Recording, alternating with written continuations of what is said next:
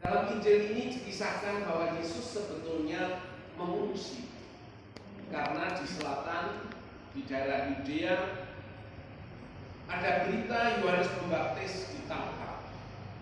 Maka supaya aman, Yesus mengungsi ke daerah Galilea, ke utara.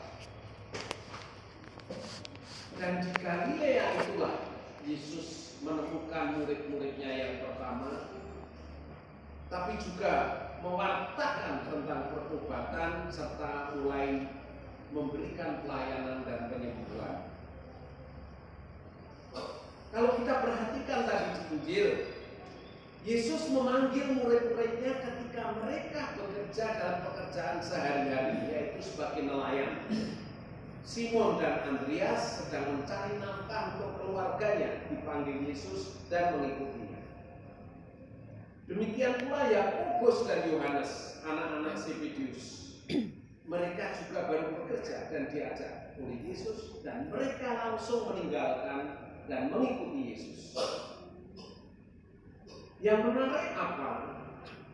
Yang menarik adalah awalnya para murid ini bekerja untuk dirinya sendiri dan untuk keluarganya. Lalu setelah dipanggil oleh Yesus, mereka diberi kekuatan untuk bisa apa? Untuk bekerja bagi orang lain, menjadi perpanjangan tangan Tuhan dan menjadi berkat bagi orang lain. Kalau kita masih ingat, ya, bagaimana mereka diubah oleh Yesus menjadi orang yang tadinya hanya nelayan, kemudian bisa menjadi perpanjangan tangan Tuhan. Kita masih ingat pelipat gandaan roti, ya.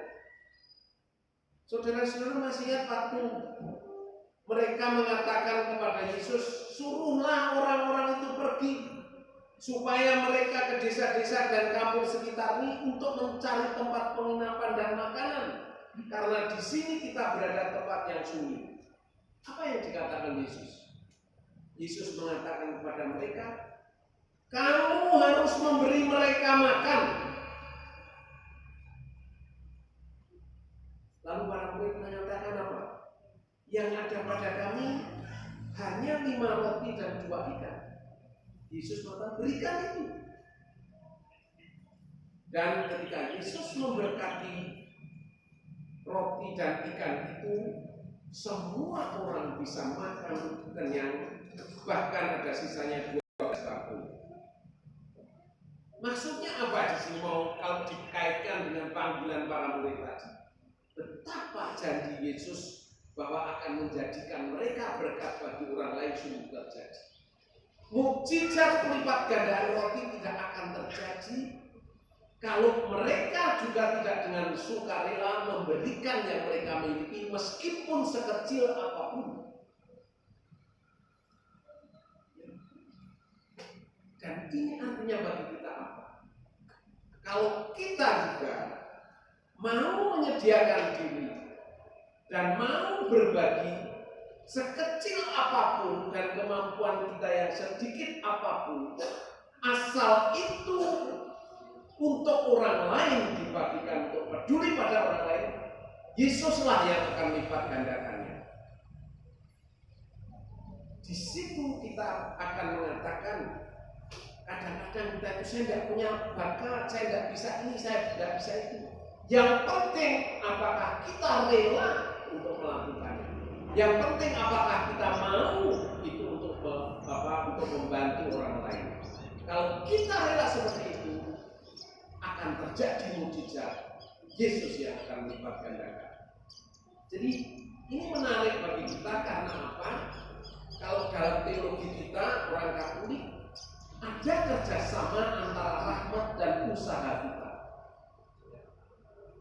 Kalau kita kerja keras, Tuhan akan memberkati dan memberikan kita berlimpah. Bapak Ibu bayangkan, misalnya di paroki sini akan merenovasi gereja. Ternyata butuh katakanlah 400 juta. Lalu mencari dana, mencari donatur ke Jakarta. Lalu ditanya oleh parokinya, Anda Anda sudah mengumpulkan berapa, lalu kami harus membantu berapa. Kalau Pamer sampai di sana orang itu mengatakan, oh kami belum mengumpulkan proposalnya untuk 400 juta. Apakah donatur akan senang? Apakah donatur akan dengan rela memberikan kita? Saya kira tidak. Tetapi kalau sampai di Jakarta, orang saya sudah mengumpulkan uang dari umat, bahkan gaji umat itu dipotong sampai 5% untuk membantu gereja, tapi kami hanya bisa mengumpulkan 200 juta. Saya yakin donatur itu akan dengan sukarela membantu. Itu juga hubungan antara kita dengan Tuhan. Kalau kita tidak melakukan apa-apa, kita tidak usaha apa-apa, mukjizat juga tidak terjadi. Karena Tuhan akan melipat gandakan dari apa yang kita miliki, yang kita sediakan.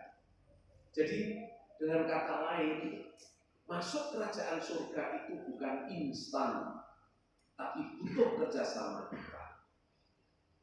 Itu ada anekdot di SD, guru agama masuk kelas, di kelas 4 langsung tanya murid-muridnya, siapa yang ingin masuk surga? Tunjuk jari. Nah murid-murid takut semua tunjuk jari, kecuali Riki nggak mau tunjuk jari. Gurunya penasaran, Riki nggak mau tunjuk jari. Ditanya lagi, siapa yang mau masuk surga? Berdiri. Semua berdiri, kecuali Riki. Gurunya kehilangan akal, agak marah, tanya, Riki, iya Pak, kamu gak ingin masuk surga? Ya ini Pak. Kenapa gak berdiri? Emangnya mau berangkat sekarang Pak? Saya yang mengatakan apa? Masuk surga bukan sesuatu yang instan. Kita bekerja sama dengan Tuhan. Kita belajar di dunia ini mencari menemukan apa yang menjadi kehendak Tuhan, apa yang selaras dengan kehendak Tuhan, seperti berbagi kepada orang lain. Maka di sini kita akan melihat bagaimana bahwa di Galilea ini Yesus mewartakan kabar gembira dibantu para rasul. Ya, dan dalam khotbah di bukit, kalau kita masih ingat, Yesus mengatakan, kamu adalah terang dunia. Biarlah terangmu bersinar di hadapan orang lain, sehingga mereka dapat melihat perbuatan baikmu dan memuliakan Bapamu di surga. Inilah panggilan kita, panggilan para rasul. Dan di sini mau mulai memperjelas apa? Bahwa kembalinya Yesus ke Galilea ini membawa terang bagi mereka yang dalam kegelapan, bagi kita yang dalam kegelapan. Yesus memberi harapan. Harapan ini konkret. Harapan ini bukan hanya PHP. Ya. Menjadi murid Yesus berarti kita juga harus menjadi harapan bagi orang lain. Seperti Yesus memberi harapan kepada kita. Menjadi harapan bagi orang lain berarti konkret. Seperti Maria. Maria menjawab ya kepada malaikat Gabriel, pada Tuhan. Dan ya itu membawa kegembiraan kepada kita. Bapak, Ibu, Saudara-saudara, kalau punya teman, Anda mau pesta, kamu bisa datang ke pesta saya enggak? Jawabnya iya. Kita masih senang. Atau kita bertanya, bisa enggak kamu besok bantu saya? Kami akan ada tamu ini, bisa bantu saya enggak? Buatkan, oh iya. Ya itu memberi harapan. Nah, yang konkret dalam hidup sehari-hari, kalau di sini katakan bahwa kamu harus menjadi terang dunia, apakah kita juga bisa menjadi terang bagi orang lain? Konkretnya, kalau diminta bantuan, diminta pertolongan, kita menjawab ya. Ya itu artinya tidak mudah juga. Ya mengandaikan komitmen, ya mengandaikan kesetiaan, ya mengandaikan tanggung jawab. Tapi bagi orang lain, ya itu sungguh-sungguh merupakan suatu harapan, memberi rasa nyaman. Itu kan ada bapak-bapak sudah lansia, sudah 80 tahun, sudah tidak. Nah ketemu ibu-ibu yang umurnya sudah 75 tahun, kebetulan juga janda. Nah sering ngobrol. Nah bapak ini merasa cocok. Karena merasa cocok nggak bisa menahan diri, langsung bilang pada ibunya, mau nggak kamu menikah dengan saya? Nah ibu-ibu langsung jawab, cepat, oh iya. Bapak ini senang sekali, malamnya tidur nyenyak sekali. pagi bangun bingung. Ditanya cucunya, dia mau apa? Nggak mau sarapan. Saya itu kemarin tanya teman saya lupa apa jawabannya. Ya sudah makan dulu Pak, saya nggak enak. Kalau nggak enak ya sudah ditelepon aja. Masa pagi-pagi nelpon? Ya nggak apa-apa daripada Pak lupa nggak sarapan. Langsung ditelepon itu.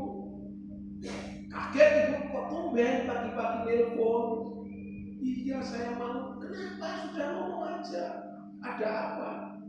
Enggak, kemarin kan saya tanya kamu mau menikah dengan saya, enggak, jawabanmu ya atau tidak, saya lupa. Untung kamu nelpon saya memberitahu. Saya ingat persis saya jawab ya, tapi saya lupa pada siapa gitu. Saudara saya dia mengatakan apa? Saya mengatakan betapa mengatakan dia itu memberi harapan, memberi kegembiraan bagi orang lain. Tetapi di balik kata ya itu ada komitmen. Di balik kata ya menuntut tanggung jawab. Di balik kata ya ada kesetiaan. Itulah panggilan konkret hidup kita sehari-hari. Apakah saya dengan pasangan saya berani mengatakannya? Apakah saya dengan orang-orang dekat saya berani mengatakannya? Dan juga pada orang lain. Tidak usah mewartakan kabar gembira itu dengan bercerita tentang wah nanti saya mengajar agama, tidak. Dalam hidup sehari-hari, apakah saya memberi rasa nyaman, memberi harapan bagi orang lain? Nah, itulah sebabnya lalu menjadi bagi kita menjadi sungguh-sungguh menjadi konkret. Kabar gembira itu adalah tidak membuat orang merasa tidak nyaman. Sering ngomongin jeleknya orang lain, ya, sehingga orang kadang-kadang malah, kalau nggak mau cerita dengan dia nggak bisa percaya kalau dia ngomongin ke orang lain. Itu bukan pewarta kabar gembira. Maka saudara-saudara, saya hanya mau mengingatkan supaya kita juga menjadi pewarta kabar gembira. Bukan, saya sering kalau mengajar frater-frater itu, saya mengatakan besok kalau jadi romo paroki, jangan suka marah, karena itu tidak menjadi kabar gembira. Apalagi khotbah marah-marah, nah, itu kasihan umatnya malah sudah datang ke gereja sudah umatnya kan menurut. Pernah itu ada romo paroki pas prapaskah, kalau Jumat ada jalan salib, umatnya itu yang datang sedikit, romonya kecewa. Pas sebelum Trihari Suci, 3 hari sebelum Trihari Suci ada pengakuan dosa, yang ikut pengakuan dosa sedikit. Waktu Paskah romonya khotbah berapi-api marah-marah sampai mengancam, di akhir zaman umat paroki ini akan binasa. Nah, waktu ngomong itu di depan ada bapak-bapak yang tersenyum, romonya tersinggung. Bapak, mengapa tersenyum? Maaf, romo saya bukan dari paroki Simat itu. Saudara saya yang mengatakan, marilah kita daratkan sungguh-sungguh supaya pemahaman mewartakan kabar gembira jangan hanya diartikan berkhotbah, mengajar agama, ya. Tapi kesaksian hidup kita sehari yang nyata supaya orang lain dengan kita senang. Jangan malah